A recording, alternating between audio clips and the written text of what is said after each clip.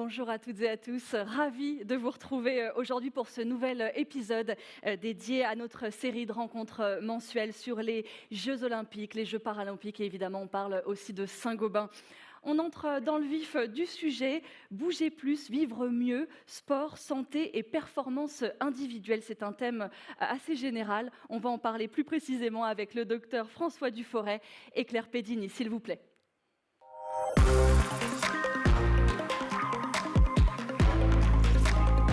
Bonjour à tous les deux. Bonjour.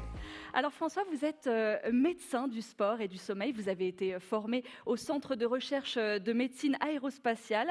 Les Jeux Olympiques à Paris, c'est quand même un truc extrêmement important et on s'aperçoit que dans les demandes qui nous sont faites, on est vraiment dans ces notions de récupération qui font partie de la performance et donc c'est transversal. C'est pour ça que le handball nous a demandé, le basket. Je dis nous parce que j'ai une équipe avec moi, bien sûr, je ne suis pas tout seul. Et la récupération devient un élément de performance. De votre côté, Claire, vous êtes directrice générale adjointe, ressources humaines et responsabilité sociale d'entreprise. Et cette question du bien-être au travail, elle est très importante pour vous. C'est la base de la performance, c'est la base du vivre ensemble, c'est la base d'un collectif performant. Il faut que chacun soit le mieux possible parce que quand on va bien, on est heureux d'être au travail, on est heureux dans sa vie, c'est ce qui est le plus important, mais on est heureux d'être au travail, on est heureux de venir dans le collectif, on est heureux de performer ensemble.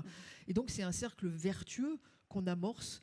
Donc c'est vraiment la base de ce qu'on doit pouvoir offrir à nos collaborateurs dans l'entreprise. On peut être soumis à différentes natures de stress, à de la fatigue, à des douleurs. Très concrètement, docteur, qu'est-ce qu'on peut faire? Quels sont les gestes clés?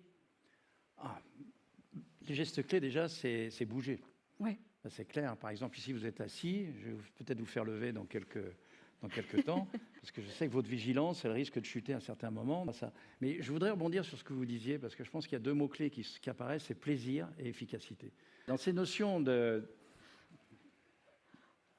perception, il y a la notion d'équilibre. Tous les gens nous disent, oui, mais j'ai un problème entre l'équilibre personnel, l'équilibre familial, l'équilibre de travail, mais le mot équilibre, c'est qui? C'est pas moi qui l'ai dit, c'est Tony Estanguet. C'est libre. C'est la capacité à s'isoler pour ressentir des choses positives. Donc je vais vous mettre au garde à vous.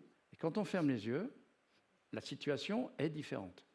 C'est qu'on se met à bouger, à tanguer un petit peu. Parce qu'il y a d'autres capteurs qui prennent la suite des yeux qui sont fermés. Je rouvre les yeux, cette sensation disparaît. Je vais changer maintenant la posture.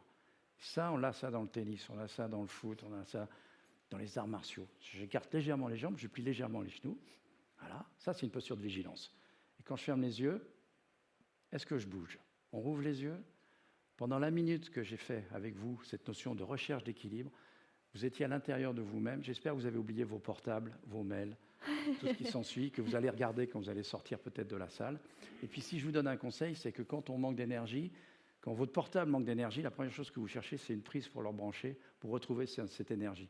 Faites la même chose pour vous. C'est la moindre des choses. Voilà ce que je voulais vous dire. Eh bien, merci à tous de vos questions, pour votre participation. Ça a été un vrai plaisir, François, Claire. Merci à vous et à très bientôt pour de nouvelles aventures. Merci beaucoup.